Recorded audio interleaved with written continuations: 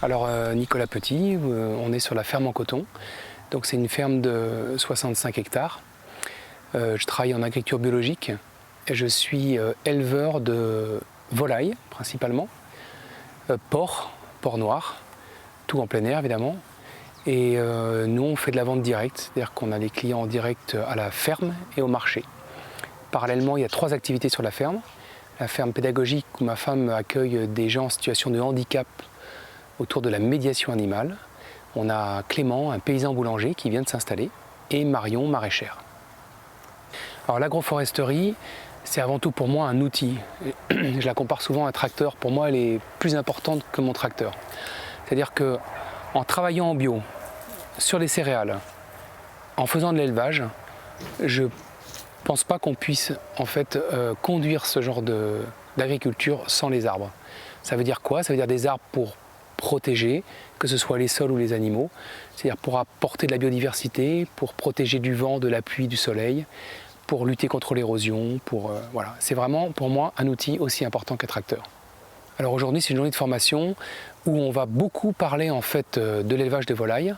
On va mettre bien sûr l'arbre au cœur de la conduite, puisque pour moi c'est un outil indispensable. Alors, quand je dis l'arbre, c'est pas que l'arbre, c'est le parcours à volaille, c'est donc tout l'univers autour duquel est le poulailler et la cabane, et on va voir un petit peu tout ce qui va apporter dans la conduite au niveau de la qualité de la viande, au niveau des résultats techniques, au niveau des résultats économiques. On va essayer d'aborder un petit peu tous les sujets. Donc ça va aller de la conduite de l'élevage, par la ration alimentaire, et on va aller jusqu'à la transformation, c'est-à-dire l'abattage, la découpe et la vente. Voir comment est-ce qu'on valorise correctement un animal élevé très correctement. Moi je suis très content d'animer cette formation aujourd'hui parce que d'abord aujourd'hui je suis beaucoup dans la transmission. J'ai 16 ans d'expérience derrière moi. Je suis heureux de ce que j'ai vécu ici avec ma famille et ces nouveaux jeunes là qu'on accueille, et donc je suis content de le transmettre en fait. Et pour moi c'est important ces formations parce que elles sont, je pense, encore rares, et pourtant ça relève que du bon sens, c'est pas très compliqué. Donc moi j'ai rien inventé de particulier, j'ai juste envie de transmettre en fait ce que je vis sur ma ferme depuis 16 ans, et je me rends compte que en fait on est sur des choses très basiques. Sauf qu'on oublie souvent de rester sur des choses très basiques. Voilà.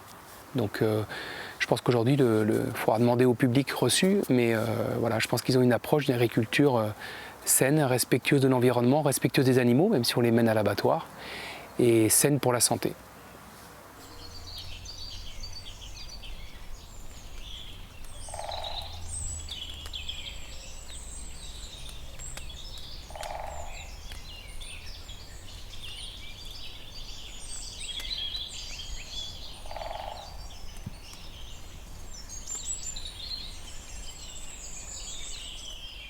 Je vais vous peindre un petit peu le tableau de la ferme. Je trouve ça intéressant parce que vous êtes tous plus ou moins en installation ou naissant. Donc voilà.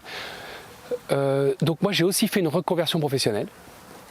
Moi j'ai 47 ans aujourd'hui. Oui, 47. 48 même. Et j'ai fait une reconversion à l'âge de 30 ans. Au départ, je suis du Val-de-Marne. Je suis né à Paris et j'ai fait une école supérieure de commerce en fait.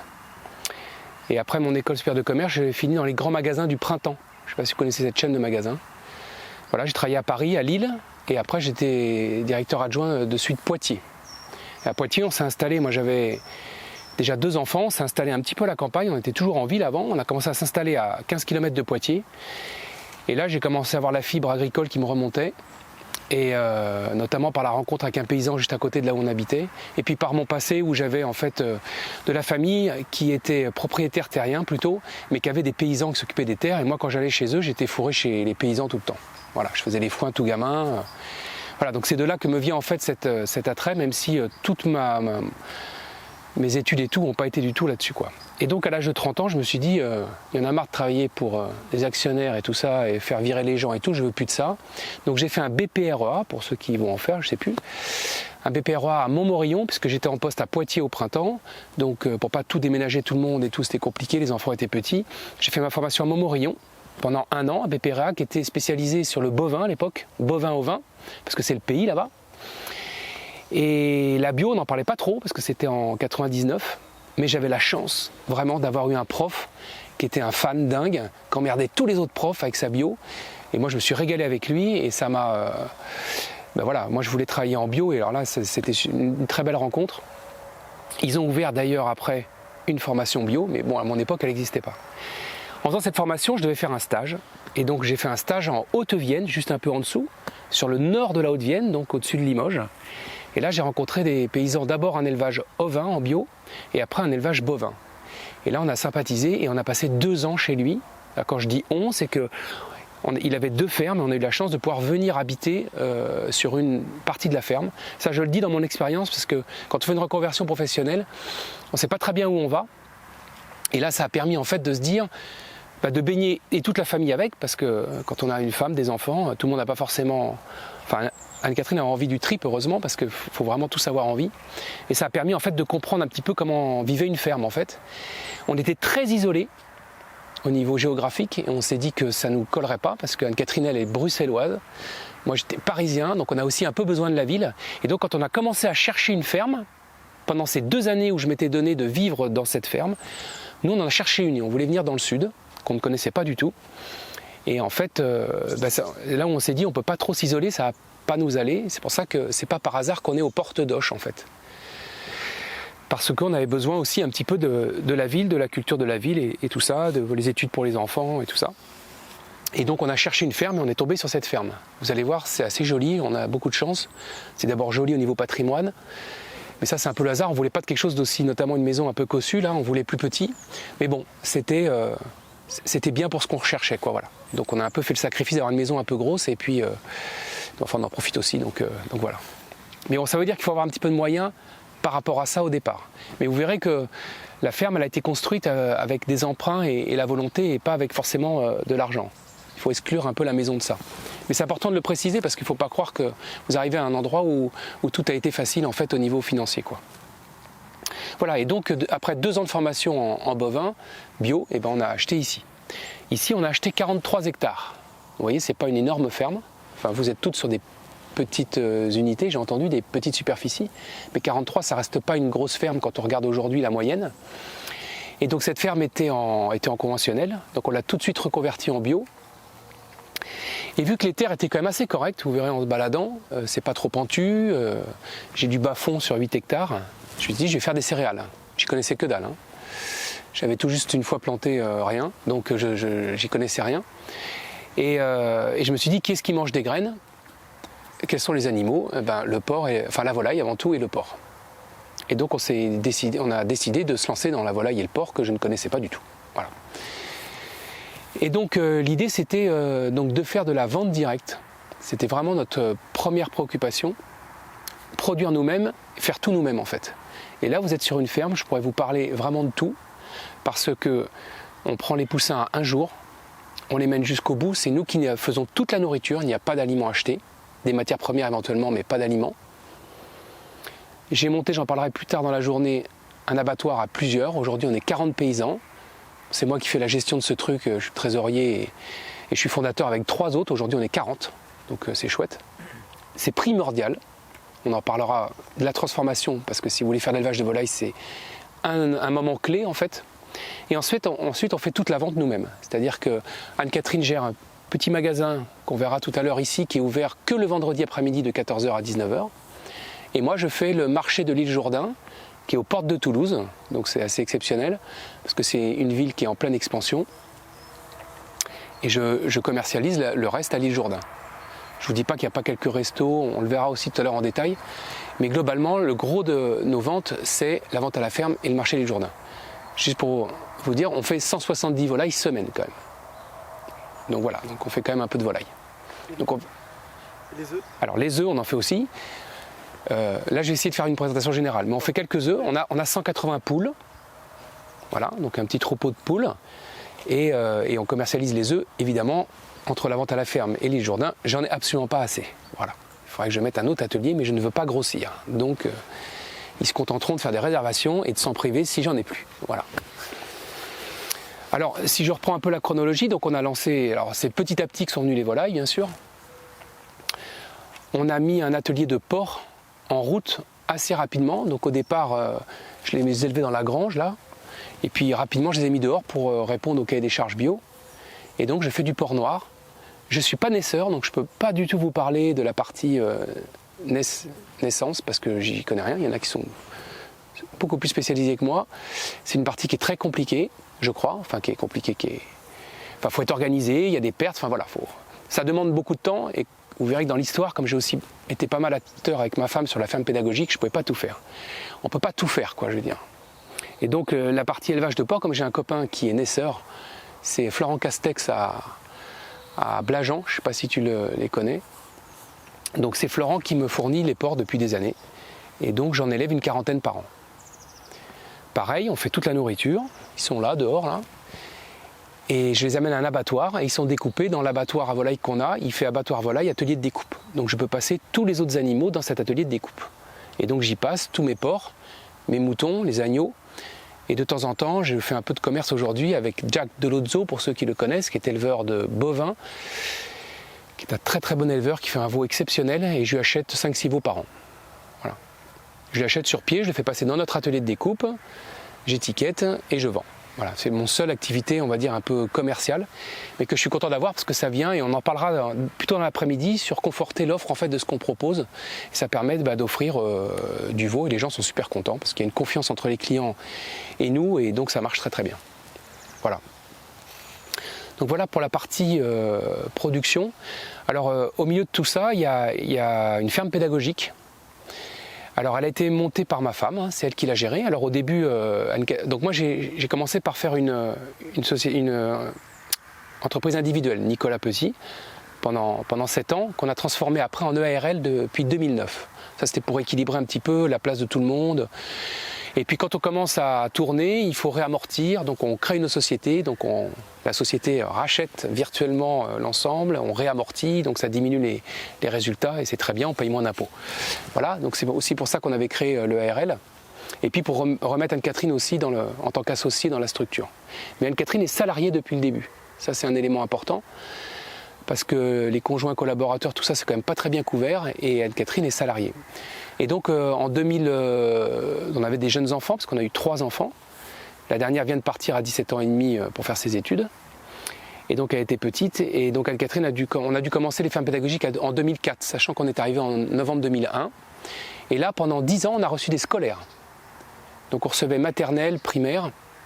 Et donc on était tous sur ce dossier-là, parce qu'un quart de 50, on voulait pas, c'est comme l'élevage, c'est pas industriel, donc on voulait que faire des petits groupes de 12-13. Donc en fait, très rapidement, on a eu un salarié en fait. Très très vite, en 2003, alors petit à petit, hein, c'est monté, au début il faisait 8 heures, puis 12, puis 20. Et en fait, on a tourné presque 10 ans en recevant 2 fois par semaine des classes, que je mettais dans mon emploi du temps aussi, même si c'est pas moi qui gérais, c'est Anne-Catherine qui gérait toute la logistique du truc, mais moi j'étais quand même animateur, donc de 9h à midi, de 14h à 16h, je me transformais en animateur pour ces enfants. Et le salarié qu'on avait, on se le partageait en deux, il y avait une moitié production, donc qui m'aidait, et moitié animation sur l'accueil des classes. On a fait ça 10 ans, et puis Anne-Catherine a commencé à évoluer vers le monde de l'handicap, et donc depuis 4 ans, je crois, 4-5 ans, elle est entièrement sur la médiation animale. Donc en 2 mots, la médiation animale, c'est utiliser en fait l'animal pour rentrer en communication avec des gens ou des situations où c'est difficile de rentrer en communication. D'accord ? Elle vous en parlera à midi, en fait, elle va manger avec nous et vous aurez tout le temps de poser des questions si ça vous intéresse. Mais là, ce matin, par exemple, elle a le CAMS, c'est des enfants, c'est des petits en fait qui viennent avec leurs parents. Et c'est pour créer le lien parent-enfant.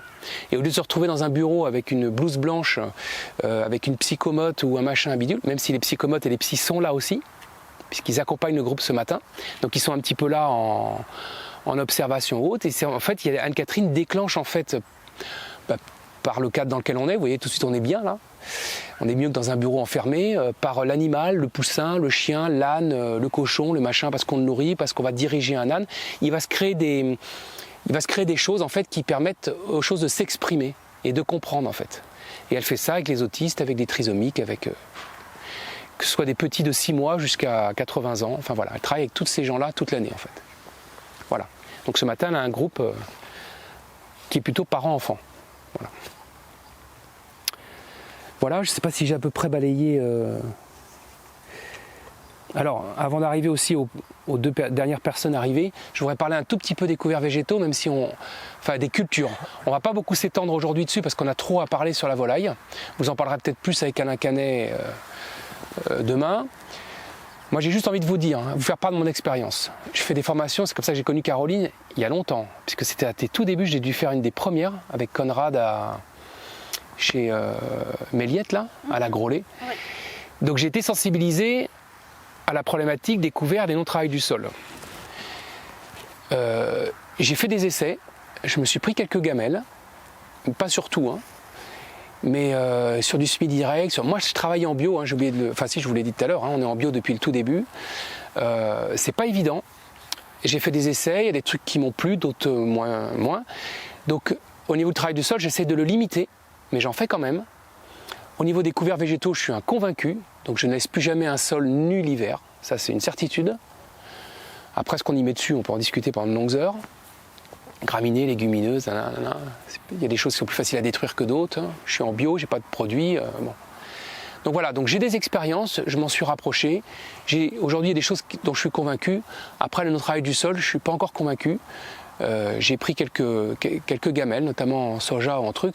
Donc il y a des fois on se dit tiens on va reprendre un petit outil et puis ça fait du bien de refaire quelques rendements. Donc voilà, après voilà, il faut en parler avec Caroline, avec d'autres. Voilà, mais j'ai ma propre expérience, je suis prêt à en parler un petit peu à des moments quand on aura des trous si vous voulez. Et voilà, même si c'est pas le sujet du. Quel type de sol ? Alors j'ai un peu 3 types de sols. En haut, on est sur de l'argilo-calcaire, un peu plus calcaire. Là, j'ai une espèce de langue en boulbène, là, très argileuse. Et j'ai la chance d'avoir presque 10 hectares de bas-fond le long de la rivière. Là, il y a une petite rivière qui passe, qui inonde de temps en temps d'ailleurs. Que j'ai vu en 15 ans 4-5 fois mes 7 hectares inondés, à tel point que j'ai pris ma planche à voile et que j'ai fait quelques bords. Histoire de D'ailleurs, il y a une photo arbre et paysage, parce que je slalome entre les... J'ai 2 rangées d'arbres de peupliers, là, il y a 130 peupliers, et je navigue au milieu, quoi. Bon, ça c'était pour l'anecdote, mais ça m'a détendu, parce que ça me tend un peu quand ça inonde. Et j'ai un pote qui fait de la planche comme moi, et qui, un jour, je revenais du marché, c'était tout inondé, j'étais encore malade, je me dis, il y a tout qui se barre, la berge, le truc. Et il est arrivé avec sa planche, et il m'a dit, viens, on va rigoler. Il y avait en plus du vent, donc on a fait de la planche. Voilà, donc il y a une photo mythique où... J'ai juste été très vexé parce que pour rigoler avec Alain, je l'ai appelé, puis on dit tiens, on va faire un petit coup de presse, les arbres, la planche, le truc, machin. Donc on a fait un petit article dans la dépêche. Sauf qu'après on a eu sur internet des mecs qui nous ont dit qu'on avait des voiles ringardes, qu'on avait des vieilles voiles, qu'on était des vieux ringards. On a dit ok, d'accord. Il y a des grands véliplanchistes dans le coin qui nous ont. Voilà. Ça c'est pour l'anecdote, mais voilà, juste qu'on peut faire des choses même sur des champs qui inondent. Voilà. Donc ça c'était pour l'anecdote. Donc voilà, les couverts végétaux, de ça on peut en parler un petit peu, mais bon, il y a trop de choses à dire aujourd'hui pour se pencher là-dessus, même si c'est intéressant et pas évident. Je trouve ça compliqué. Voilà. Je suis beaucoup plus à l'aise en volaille, c'est pour ça que je fais une formation en volaille et que je ne serais pas capable d'en faire une en couvert végétal.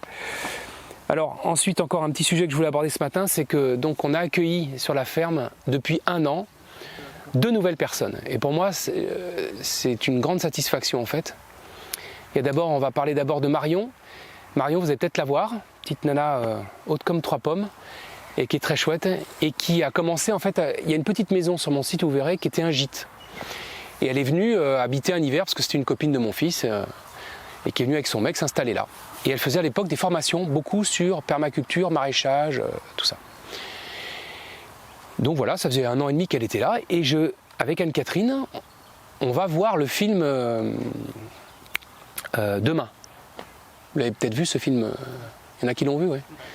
On est sorti du film, on s'est dit mais putain on a des terres et tout, et Marion, et on l'avait jamais exposé avant avec Marion, mais elle faisait des formations maraîchage, je m'étais jamais dit que je pouvais très bien lui laisser 2000 m² de mes 43 hectares. J'ai oublié de vous dire que j'avais aussi 25 hectares à côté, donc en fait j'ai 65 hectares, 25 hectares qu'un paysan m'a mis à disposition, que je ne paye pas de fermage, il peut le reprendre le lendemain, mais que j'ai converti en bio, qui est un voisin que j'aime bien, qui m'aime bien, et voilà. Et donc aujourd'hui, j'ai aussi 25 hectares là-bas. Puis ça, on en reparlera pour la disponibilité en céréales que j'ai pour nourrir mes animaux, ça me permet d'avoir une soupape. Mais là-bas, j'ai réussi qu'à planter que 400 mètres de haies, alors qu'ici, j'en ai fait 5,5 km. Mais bon, il est timide, je ne fais rien, je ne fais que cultiver en bio là-bas. Et donc on revient de ce film demain et le lendemain de ce film, eh ben, on dit à Marion, mais en fait on n'a pas pensé, mais est-ce que ça te dirait d'avoir 2000 m², 1000 m² pour commencer du maraîchage et tout. Et en fait c'est comme ça que ça a commencé. Et donc maintenant elle fait du maraîchage, elle a, vous verrez, un joli potager. C'est modeste, hein, c'est tranquille, mais elle commence à se former en faisant ses petites expériences, ses conneries, elle en fait un certain nombre, et puis elle en réussit d'autres, et puis voilà. Et elle vend avec nous. Donc ça c'est Marion. Parenthèse aussi, parce que tout à l'heure je vous ai dit qu'on avait arrêté la ferme pédagogique il y a 4-5 ans, donc on avait un salarié, on a arrêté avec lui, puisqu'une partie de son temps était là-dessus, puis qu'il avait envie de changer, puis nous aussi on avait envie de changer. Donc c'est très bien, il est parti vers son aventure et ça va très bien. Et depuis un an et demi, j'ai pris Marion 12 heures semaine. Donc sur la ferme aujourd'hui, il y a donc moi qui suis à temps plein, Anne-Catherine tout à la médiation animale, il y a Marion qui fait 12 heures semaine avec moi, en production pure, et ensuite Marion, le reste de son temps, elle fait son maraîchage. Donc en fait, c'est pas mal parce que ça vient en fait m'aider moi et conforter son installation en maraîchage. Elle a quand même son petit salaire qui tombe régulièrement, tranquille, et puis après, quand le maraîchage tourne, et ben elle a des sous qui rentrent. Donc ça c'est Marion. Alors Marion est installée en individuel, c'est-à-dire qu'elle est salariée 12 heures, mais tout le reste de son business de maraîchage, ça ne concerne pas la ferme en coton. Ça concerne de la graine à la bouche, c'est sa structure à elle, et le chiffre d'affaires qu'elle fait repart directement à elle. Idem pour notre ami Clément, qui est là depuis 1 an sur la ferme, qui a été une belle rencontre aussi. Il est un jour débarqué sur la ferme comme ça, il a garé son camion, il est descendu avec ses chaussures, il a dit « Est-ce que je peux venir bosser ?» Je lui ai dit « Écoute, aujourd'hui ça va peut-être pas le faire parce que j'avais quelqu'un dont je m'occupe là, que vous apercevrez, Thierry. Et puis j'avais un jeune stagiaire de 3e là, qui faisait un stage, je lui ai dit « Écoute, aujourd'hui ça va pas être possible, mais si tu veux, reviens jeudi. » Et donc jeudi, il est revenu. Il aurait pu ne pas revenir, il est revenu, il a mis ses godasses et on a bossé ensemble. Et puis il est revenu. Et puis il est revenu, et puis il voulait s'installer en paysan boulanger. Et quelques mois après, j'ai dit écoute, moi j'ai une pièce là qui est pas rénovée, je te propose, je finance la rénovation, je te fais une location, et tu t'installes. Et donc ça lui a plu, et donc 1 an après, il cultive, je lui mets à disposition 4 hectares pour qu'il ait son blé. Je lui ai rénové une pièce qu'il loue. Donc en l'occurrence, je ne vais rien vous cacher, j'ai fait un emprunt de 40 000 € parce qu'on a rénové ça joliment et qu'il y a 80 m². J'ai emprunté 40 000 € et en fait la location paye les annuités que j'ai, tout simplement. Donc ça veut dire que pour tout le monde c'est très bien parce que lui il a un outil en mettant que 400 € par mois et moi j'ai rénové un truc qui va prendre de la valeur avec le temps. Ensuite j'ai aussi mis à disposition, vous verrez, son moulin qui tourne depuis 1 semaine parce qu'avant il n'avait pas le grain. Donc il a commencé en achetant de la farine à un copain qui habite pas loin, là, Maxime. Et maintenant il a son moulin qui tourne depuis 1 semaine. Donc pareil, je lui ai fabriqué une coque à l'intérieur de la grange. En l'occurrence, j'ai un fils menuisier qui est venu cet été, qui a bossé, j'ai payé pour faire ça. Et puis je lui loue cette petite boîte, parce qu'il a quand même demandé 40 000 € d'emprunt pour un moulin et un four. Vous les verrez, c'est tout neuf tout ça. Bon, il a des aides aussi là-dessus, hein, je vous rassure. Ça, il faut y penser aussi quand vous installez. Là, je ne sais pas si vous êtes tous en jeune agriculteur ou pas, mais c'est vachement important parce qu'on va le voir avec les chiffres que ça baisse largement la note, quoi. Et donc aujourd'hui, Clément fait du pain. Alors c'est super intéressant parce que d'abord, moi, tous mes enfants sont partis, donc là j'ai des jeunes qui arrivent, c'est bien. Mais c'est vrai que ça fait partie aussi de l'équilibre, je veux dire. Moi j'ai 3 enfants qui ont été vachement sur la ferme, qui sont partis dans d'autres milieux. Il y en a un qui est menuisier, l'autre qui fait du cirque, l'autre qui fait de la photo, enfin de l'image, pardon, dans le cinéma. Donc ils sont tous les 3 partis ailleurs, ils reviendront peut-être un jour. Mais voilà, aujourd'hui on se retrouve tous les 2. Et quelque part ça ramène du dynamisme sur la ferme d'avoir ces 2 jeunes avec qui on fait une réunion tous les lundis. Parce qu'on vit tous ensemble quand même sur la ferme. Et Clément a depuis peu, donc s'installe depuis 1 semaine dans la yourte qu'il y a derrière, c'est sa maison, quoi. Marion a sa petite maison, parce que ça on l'appelle la petite maison, parce qu'elle est petite. Et puis là, il y a la yourte de Clément. Donc voilà, ça ramène de la vie sur la ferme et c'est vraiment chouette. Et moi, je suis très fier de montrer que sur 40 hectares, parce que bon, les 25 à côté, c'est, j'allais dire, un plus, mais on est capable de vivre à 4. Et ça, c'est quand même rassurant. Et puis ça casse un peu tous les discours qu'on entend sur l'agriculture et tout ça. Ça, vous pouvez l'enregistrer, ça. Ça casse un peu tous les modèles qu'on nous balance et qui ne marchent pas, alors qu'ici, ça marche très bien, je vous rassure, pour tout le monde. Voilà. Et ce qui est très chouette, c'est que eux viennent vendre avec nous, en partie. Notre petit magasin ouvert de 14 h à 19 h, aujourd'hui, il a 2 fois plus de gens qu'avant. Parce que les gens viennent plus souvent, parce qu'ils ne viennent pas que pour du poulet, ils viennent pour du pain. Alors si en plus le pain est bon, les gens reviennent. Et puis du maraîchage, ils ont les légumes de Marion, quoi. Voilà. Donc on verra le petit magasin cet après-midi. Nous, on partait aussi sur un modèle où il y a des différents pôles qui peuvent s'intégrer à la ferme et des business partners entre guillemets et pas des salariés. Et justement, on a un peu peur du fait de salariés, même pour 12 heures semaine, vu les coûts que ça peut engendrer. Alors ça, il faut les intégrer dans les coûts, évidemment. Après, nous, on est une ferme qui tourne, tu vas voir, on fait 170 volailles. 170 volailles. En plus, bon, j'ai un peu travaillé là, en plus avec des rapports de stage de certaines stagiaires que j'ai eu, parce que je prends des stagiaires aussi de temps en temps. En général, j'ai un stagiaire par an, style BPRA. J'aime bien avoir des gens qui s'installent en fait. Et j'en ai plein qui sont installés derrière en volaille, dans l'Aude, à Paris, là, en Ile-de-France. Voilà, il y a plein de gens qui sont installés sur des modèles typiquement les mêmes. Une, tu as la dernière, Béatrice Paza, qui est à Panassac, enfin pas très loin de chez toi, là, qui vient de s'installer. Alors elle a fait, c'est copier-coller. D'ailleurs, j'ai pris plein d'infos à elle, que je vous donne, puisque moi je me suis installé il y a 15 ans, donc les prix d'achat de matériel et tout, et là c'est tout à jour, elle vient de tout acheter, quoi. Donc c'est cool parce que j'ai eu ces... Donc en fait, alors attends, que je revienne, pourquoi est-ce que je disais ça oui, la pression, on fait quand même un certain volume pour ça. Je vous ai dit que je prenais des vacances, c'est parce que j'ai aussi une Marion, où j'ai toujours eu un salarié capable de me remplacer, qui connaissait tout de la ferme. Mais on est monté à ce volume d'activité qui le permet. Donc il faut atteindre un volume d'activité. Donc il faut bien connaître tes coûts et après tu peux mettre à l'intérieur des salariés ou pas. Mais pour moi, il y a trois mondes. Il y a salariés, associés et des partenaires annexes. Voilà. Et c'est là où il faut bien choisir. Et il y en a certains qui peuvent se marier. Marion, elle est et salariée, une douzaine d'heures, ce qui est top. Je veux dire, moi, tous, on a des risques aussi de santé dans la vie et tout. Je peux vous dire parce que ma femme a eu un cancer du sein en 2010, donc on sait de quoi on parle. Elle va très bien maintenant, vous verrez. Mais elle est passée par cette étape qui a duré 1 an. Moi, je peux très bien aussi m'arriver quelque chose. Quand vous avez des fermes comme ça qui tournent, quand il y en a un qui se casse la gueule, bon ben moi, aujourd'hui, je suis hyper rassuré parce que je sais qu'il y a Marion.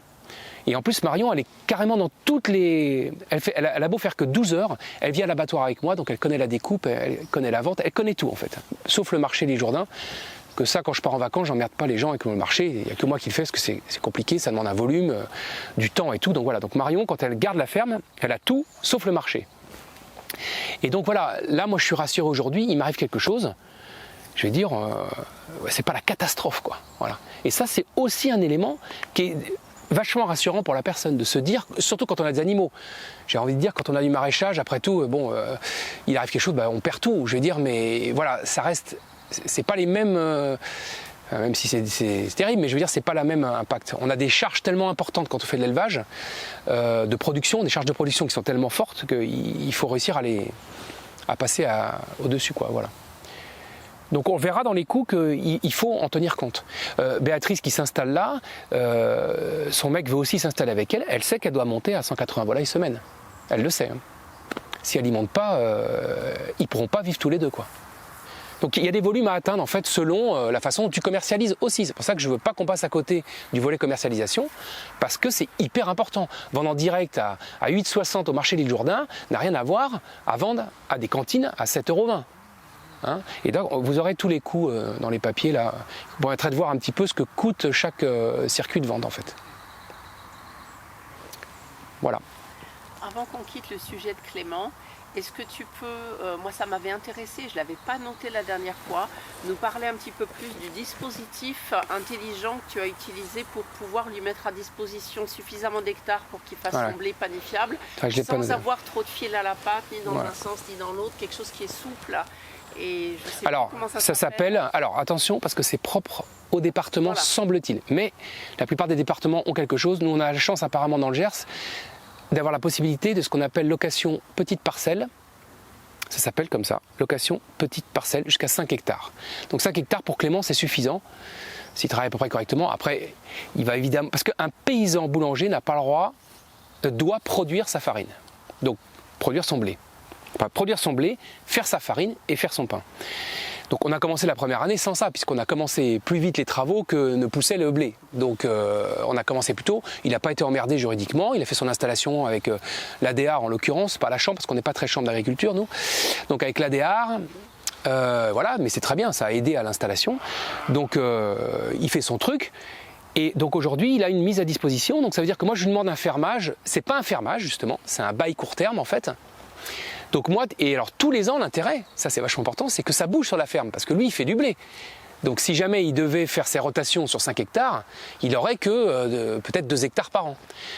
Donc ça demande une petite complication pour moi, parce que ça veut dire que je l'ai intégré à ma rotation et que chaque année on se tape la DDT pour bouger les parcelles, machin, mais bon tant pis, on va pour la PAC s'emmerder un tout petit peu, mais bon ça se passe pas trop mal, on se fait ça intelligemment. Hein. Mais bon c'est la contrainte on va dire, c'est que celle-là, c'est de se taper la DDT chaque année. Mais cette année il était là, l'année prochaine son champ est là-bas.